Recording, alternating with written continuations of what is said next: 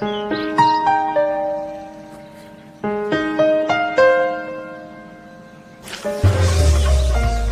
अरे डरो मत, मैं तुम्हें कुछ नहीं करूंगी।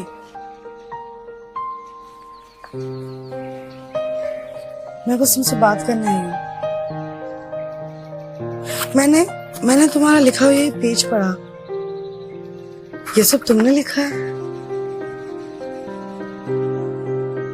देखो, तुमने अगर सब ये खुद लिखा है, मैं तुम्हारी मदद कर सकती हूँ।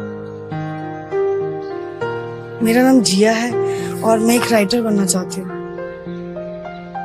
तुम्हारी लिखाई में एक जादू है और ये जादू पढ़ने वाले के जिस्म में उतर के कहानी के अंदर पहुंचती है।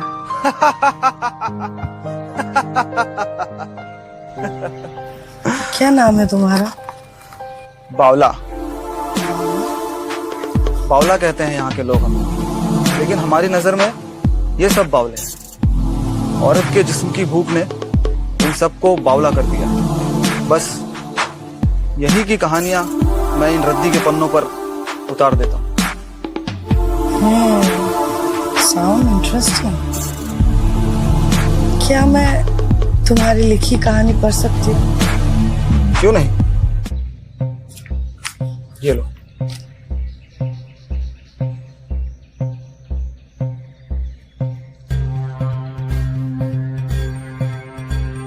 सरपंच की बीवी।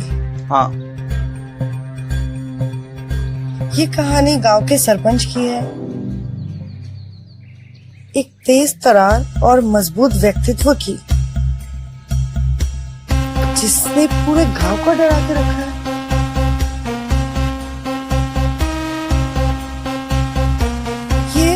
ये पढ़ के मैं इमेजिन तो कर पा रही हूँ, पर कोई चेहरा जहन में नहीं आ रहा। क्या होती है कहानी? आसपास हो रही घटना और व्यथाओं को पिरोकर एक ढांचा ही तो है। और किरदार कहाँ से आते हैं? किरदार वही हैं जो हमारे आसपास के लोग होते हैं। तो उन किरदारों को सोचो जिसको तुम जानती हो, और उस सोच में डूब जाओ। और उस सोच की कहानी से मिलता हुआ कोई व्यक्ति जिसे तुम जानती हो, उस किरदार को सोचो और इस कहानी की खूबसूरती में डूब जाओ।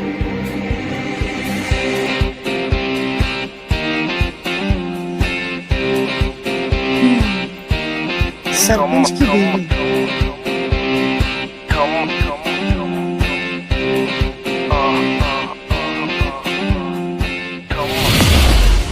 ठाकुर वीर प्रताप सिंह गुस्से में चलते हुए अपनी बड़ी सी कुर्सी की तरफ आ रहे हैं। उनके पीछे पीछे धाकर दिखने वाला उनका सबसे बड़ा वफादार जालिम सिंह आ रहा है।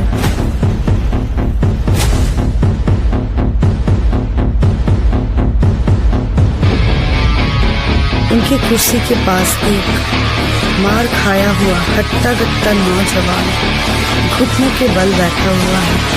सरपंच जी अपनी कुर्सी पर बैठते हैं। आलम सिंह, इस घटिया जानवर को हमारे सामने क्यों लाए हो? ले जाओ उसे, हमेशा के लिए इस गांव से बाहर निकाल दो। किसी और की बीवी की आबरू लूटने वाले को इस गांव में रहने की कोई इजाजत नहीं है। चल, ले जाओ।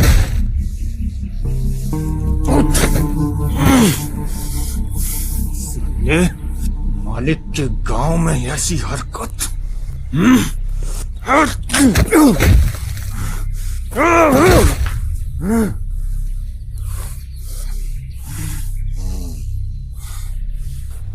और कुछ मालिक?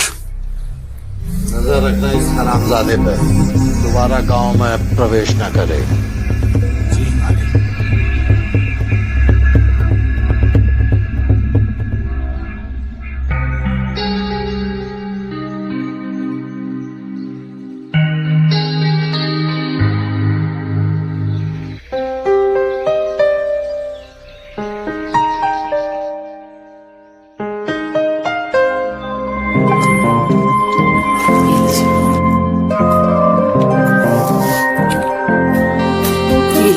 एक और बस मालकिन।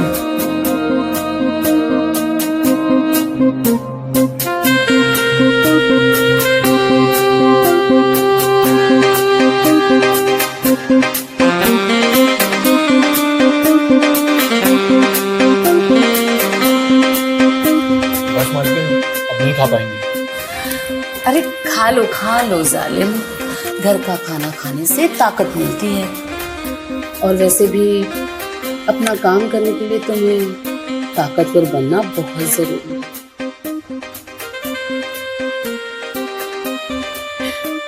मेरा मतलब है, अगर इसका स्वास्थ्य सही रहेगा तो वो अच्छे से आपकी सुरक्षा कर पाएगा ना। देखा जालिम सिंह, हम कितने भाग्यशाली हैं जो इतनी अच्छी बीवी है। अब तुम भी ऐसी बीवी अपने घर ले आओ जल्दी, समझे?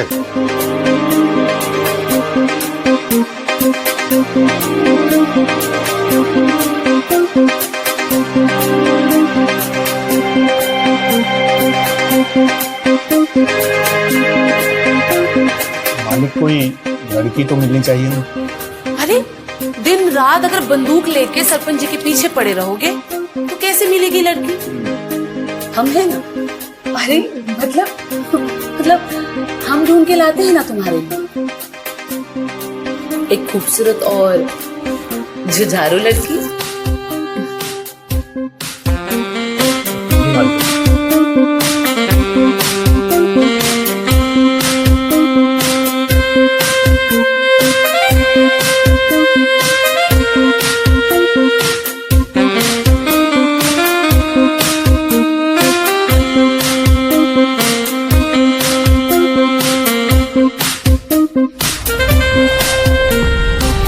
लेकिन इतना खतरनाक लीला का पति होने के बाद भी उसने जालिम सिंह के साथ इतना कुछ किया, उसे डर नहीं लगा?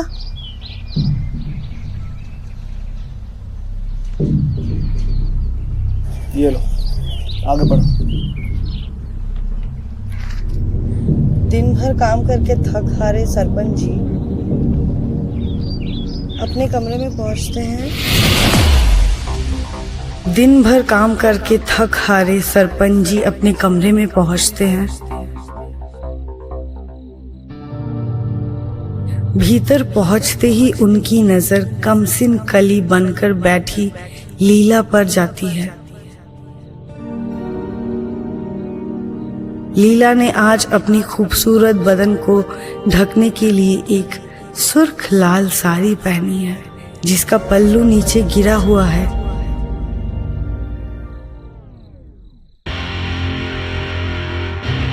सरपंच की आंखें उसके गोरे बदन को ऊपर से नीचे तक निहार रही है। तभी लीला पानी का ग्लास उठाकर अपनी बड़ी सी छाती पर पानी गिरा देती है।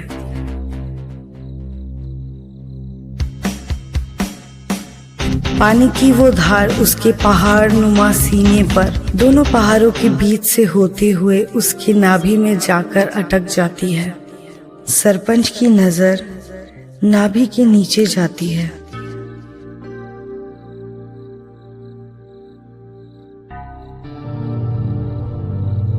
सरपंच सिर्फ दूर से इस कुएं को देखते ही रहोगे या इसका पानी पी के अपनी प्यास बुझाओगे? मैं उसके लिए ही तो आया हूँ,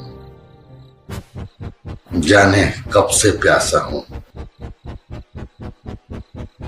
तो आओ, डूब जाओ इस कुएं में और अपनी प्यास बुझाओ।